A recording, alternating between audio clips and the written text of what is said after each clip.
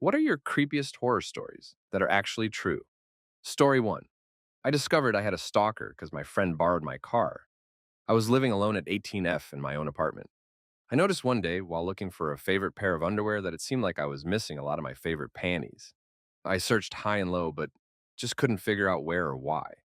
But I honestly didn't think too hard about it, and that was my mistake. I had a consistent work schedule, but this week I had a day off with a coworker. And it so happened that my friend needed to borrow my car because they had car trouble the day before. My friend swung by pretty early in the morning to pick up the keys, and I went right back to bed. But not too long after I would have normally been at work, I woke up to a strange sound. It was my front door opening. I sat up and listened, not sure I was actually hearing what I thought I was. But sure enough, I heard someone walk right in. They immediately walked straight to my bedroom, and to our horror, we made eye contact as I nearly crapped myself, and clearly they almost did too. Immediately, they ran out, and I stood there frozen in shock from seeing the guy who did my oil change a few months ago. A few months earlier, I'd gone to a Jiffy Lube for an oil change, and the same man who helped me was the same guy who made his way into my apartment. Through lots of police investigating, I found out that he had been staking out my apartment and learning my schedule. After I left for work, he would pick my lock, steal my underwear, and hang out in my apartment. He told the police that he just wanted to be closer to me before he made his move. Story 2. When I was 12, I was walking home from school and a car full of men pulled up next to me. They asked for directions and then asked if I'd get in to guide them. I said no. I was turning down a street that had a back entrance to a recreational field, so I made a split-second decision to just run for that field. Sometimes the entrance is locked, and I think I was the luckiest person on earth that day because it wasn't. When I got to the center of the field, where it's completely open and opposite my house, I glanced behind me and two of the men had chased me. They quickly turned around and ran back when they realized people were in the field with their dogs. Story 3. When I was in elementary school playing outside at recess, a silver SUV parked on the side of the road by the fence gate. A nondescript man, maybe in his mid-30s, approached the gate. I don't know if it was because I was closer to the gate or what, but he saw me and called out to get my attention. Something in me screamed not to get closer, so I talked to him while standing about 15 feet away from the fence. He told me he knew my dad and he'd been sent to pick me up. I was a gullible kid, so I believed him. I was going to get out of school early. I started to walk towards him, but at the last second I realized you can't leave school without signing out. So I told him he had to meet me in the office, and don't worry, I'll tell the teacher he's here to pick me up. I was super excited about getting out of school early for the day, so I went over to the teacher who was monitoring recess and happily told her my dad's friend was here to pick me up, and he is! The SUV took off right as I told her, and I seriously thought the guy was moving the car to park so he could go to the office and sign me out. The teacher ended recess immediately, calling us all in, which I thought was odd because it didn't seem like it had been as long as normal. The guy never did sign me out, and I was really disappointed. I didn't realize what had almost happened until many years later, and I have no idea what the teachers did. I don't even know if they told my parents what happened or if they had cameras to check, as this was the late 90s. Story 4. Was walking home from the pub one night, not drunk, but merry, and I noticed a guy walking on the same side of the road as me, but behind. I noticed he had a red coat on, and after a few turns, I noticed he was still following me and was closer. I started worrying he might attack me. I don't know where this idea came from.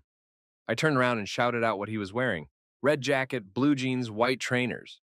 He did a 180 and walked away, so I either saved myself or I scared him by looking completely mental. I had a similar situation in college. Was walking over to a friend's really late one night, probably around 3 o'clock in the morning. I noticed a guy walking probably 15 yards behind me on the sidewalk and another walking parallel to him on the other side of the road. They both sped up their walk and were getting closer. I just decided to walk right into the middle of the road and turn and look at them. If they were going to rob me, they'd have to do it in the middle of the busiest and most well-lit road on campus. They both turned around and scurried away as soon as I did that. I didn't have anything on me that I wouldn't have just given them if they threatened me: phone, wallet, laptop, etc. But I'm glad it didn't come to that. That's the only time I've ever been sure people were about to mug me. Story 5. When I was in my first year of high school long ago, my locker was next to the locker of a beautiful senior student. She had long dark hair to her waist and big brown eyes. I was absolutely smitten. She had a good-looking boyfriend who often met her at her locker. Every day I just hoped to get a glimpse of her. A couple of times she gave me a smile and a hello, which would put me on cloud 9 for about a week. A few months into the term, she was murdered. A young man with psychiatric issues stalked her without her knowledge. One day he hid in the back seat of her car and waited for school to get out. No one locked cars back then. At gunpoint, he forced her to drive out into the plains, where he murdered her. For some reason, her name popped into my head out of nowhere a few days ago. A quick Google of her name pulled up all the local newspaper stories from the event. Story 6, President James Garfield's assassination. He was shot, but the horrific part was how doctors tried to save him. With unclean hands, they cut him open to try and search for the bullet. The doctors did not believe in germs, and therefore believed that they did not need to wash hands or sanitize tools. They couldn't find the bullet, so they cut him open even more and dug around to try and find the bullet. Alexander Graham Bell made a metal detector to try and find the bullet, but the doctor would allow him to only do the right side of the body, where he believed the bullet was. In actuality, the bullet was on the left side of the body. The mattress had metal springs which threw off the accuracy of the metal detector. When President Garfield couldn't eat anymore due to inability to keep food down, they gave him nutrition enemas. He was septic, riddled with abscesses and put pus. He had fevers and hallucinations.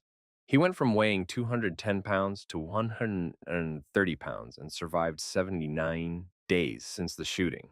So not only was he dealing with all of that, but was essentially being starved to death.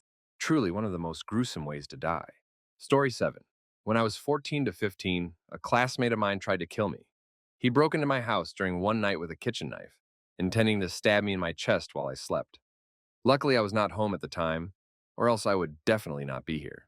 Fast forward a couple of weeks, and he is released into the custody of his mother, basically on house arrest. He escapes house arrest and is AWOL for a couple of hours. It was a school day, and my school went into full lockdown, and I was placed in the office of the principal while school staff patrolled the hallway. He was found and again placed into custody. Shortly after that, he was again released from custody into the care of his mother. Less than 24 hours later, he had attacked a young girl he did not know and sliced her neck. She made a full recovery, as far as I know. During the trial hearing, he was not convicted for trying to kill me, as I was not at home. Later, a more senior court picked the case back up. It was revealed that his mother had written a letter to the authorities explaining that he had been talking about trying to kill me again, and had said that it was a mistake that I was not at home during the first incident. He was then convicted for attempted murder. He has a very low IQ and many mental health issues, and he will remain in protective custody for the rest of his life. He wanted to kill me because he had delusions about me suing him for issues, all of which never happened.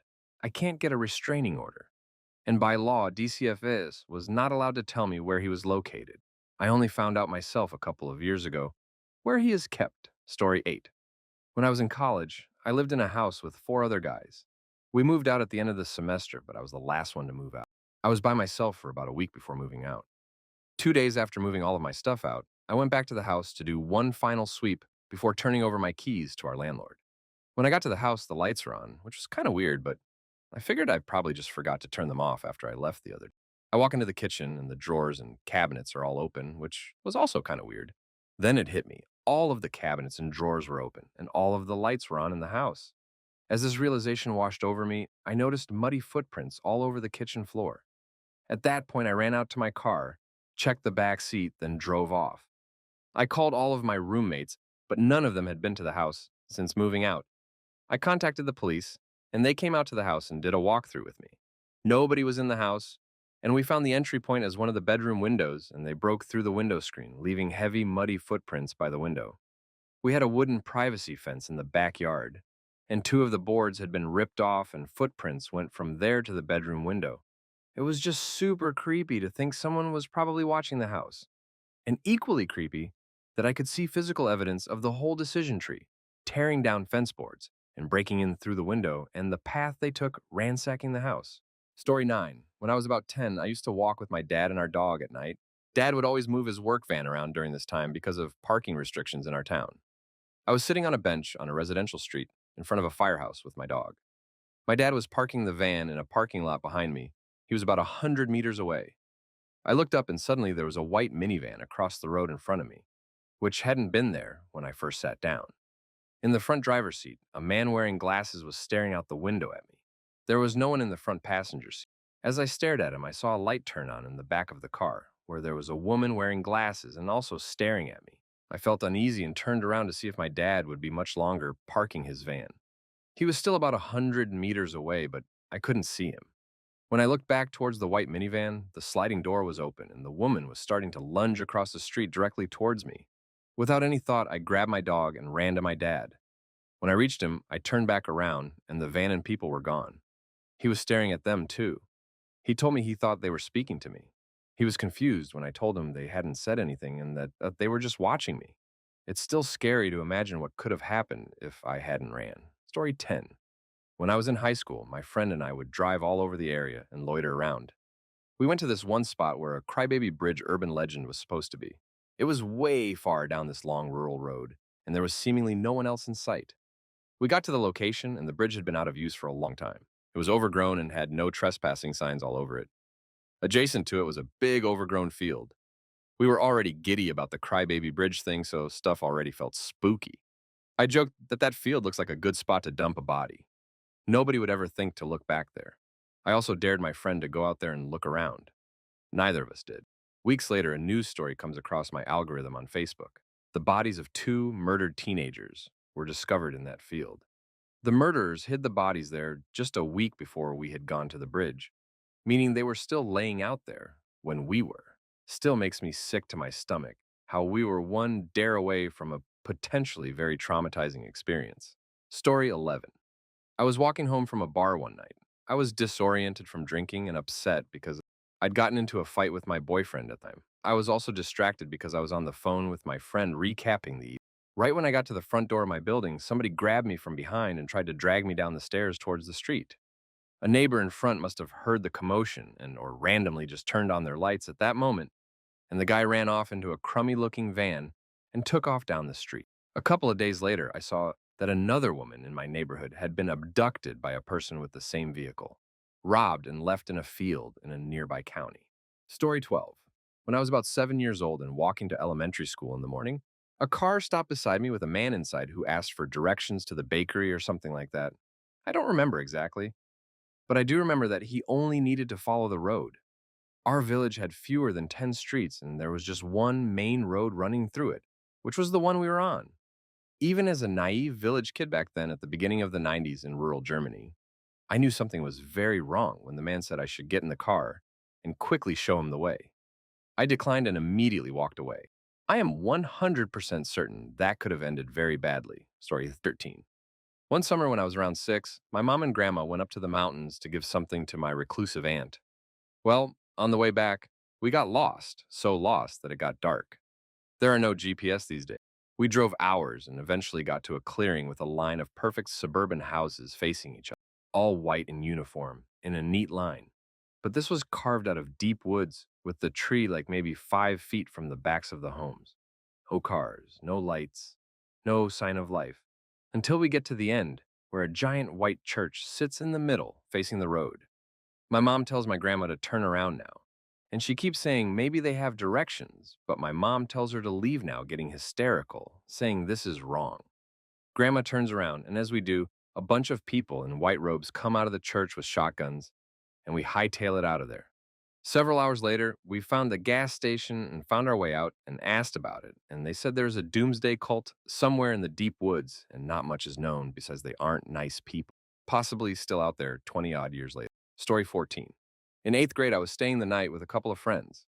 We decided to go walking down the street after dark. The street ran through a heavily wooded area with an opening that had what looked like two trees. From a distance, one of the trees seemed to be moving in a strange way, so we decided to check it out. When we got closer, we realized that one of these trees was not a tree. It let out a loud screech and ran into the woods. Whatever it was had to be around 10 feet tall. We stood there frozen in fear as a screeching echoed in the distance while it disappeared into the forest. The experience made us want to figure out what it was. The next day, we decided to walk through the woods during daylight to see if we could find anything. As we got deep into the woods, we heard the screech again. We looked toward the sound and saw a tall black figure hiding behind a tree. We panicked and ran as fast as we could. We have no idea what it was, and we aren't the type to believe in the paranormal. I still talk about that night with my friends sometimes, and none of us can explain what we saw. Story 15. About 4 years ago, at around 3 a.m., my younger sister and I were hauling some old stuff up to our bulk trash pile. We like to be helpful with the chores, and we were bored anyways. Being outside at night never bothered us. We lived in a cul-de-sac way far off into a neighborhood with a huge yard and a trampoline off on the side yard. Lots of woods. Our outside light had gotten fixed, too, so we had extra light. We hauled it all the way up there and threw it in the pile. When we turned around and head back in through the side door, I saw a figure on the trampoline, sitting completely upright. It looked as if it were sitting cross-legged, with a straight back. Its shape was human, but it didn't have any discernible features from that far away. It looked like it was covered in a thin tan sheet. When I paused, she kept talking and walking. I grabbed out for her and she froze, looked at me, then in the direction I was looking in. We always had a code word. A no, this is serious code word. When she said it, we both booked it for the front door instead. No one believed us. She was in hysterics, and I was just shocked. It was hard to sleep that night. I still have no idea what that was. No way it was an animal. It had shoulders and a head. Story 16. Once I went out drinking with a friend for St. Patrick's Day. We're two ladies in a big city planning to take an Uber home. Well, the bars closed at 12 a.m., not 2 a.m. like we expected. It was very cold and windy out, and we were not dressed for it. So when we got kicked out of the bar, we stood in the entryway of a locked building while we waited for an Uber. In this entryway was a group of about 6 young men. A single girl walks in, obviously drunk and on her phone. The boys surround her and ask her to hang out. She says no, and they begin taunting her, touching her, pulling at her hair. She starts to cry, knowing there's nothing she can do. I knew I couldn't live with myself if anything happened, so I walked over, silently grabbed her arm, and walked her over to our corner where I held her. She just cried, and I told her I'd be taking her home with us. The boys started taunting me, calling me a stuck-up girl. They'd take me home instead. I was so scared and defenseless. Her ride ended up showing up and she left my friend and I. We waited another 30 minutes for an Uber, while I stood between my friend and the men stoically ignoring them. The only thing that got me out of that situation was luck. Story 17. I worked, no longer, this is a few years ago now, at a hole-in-the-wall bar in Southwest Florida as my first job. You could serve alcohol at 18 for those raising a brow. I have met a lot of normal people, but a few scarier individuals that left me uneasy. One of those people is someone I only met once but still vividly remember because he had facial and neck tattoos and was charming on a surface level. His vibe was off, though. He had asked me and a few of the other girls I was working with if we wanted to hang out once the bar closed. I declined reluctantly. He seemed irritated but let it go. My other coworkers also declined. This same person murdered 2 women a very short time later. A fellow bartender at a different bar 5 minutes up the road and a woman he'd met at a bar in a different city over the river, 15-minute drive. The other bartender he killed in cold blood, luring her to his car, only to strangle her, shove her out, repeatedly run her over, and dump her in the field right by the bar. He has been given the death penalty as of this year, and I still think about the fact that it could have been me if I hadn't listened to my gut. I was a huge people pleaser and hated disappointing others. Really easily gave in to pressure at that young age. That is the only one that really sits at the forefront of my memory.